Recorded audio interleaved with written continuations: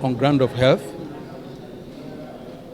and the fact that it is his right, on ground of health, that his health is failing, and on the ground that he has a right to his liberty, and it is the duty of the state to tell the court why he should not be admitted to bail.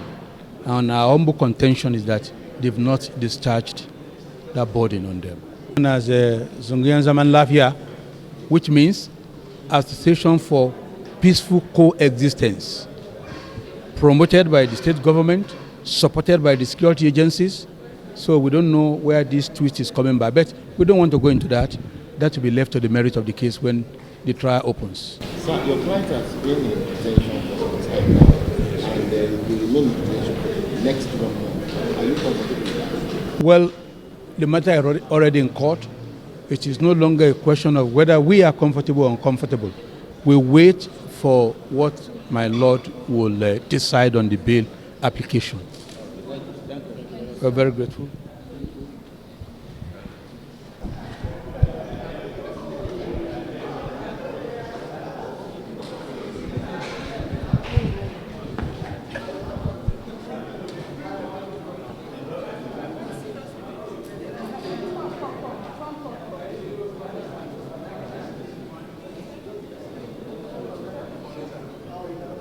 Don't come.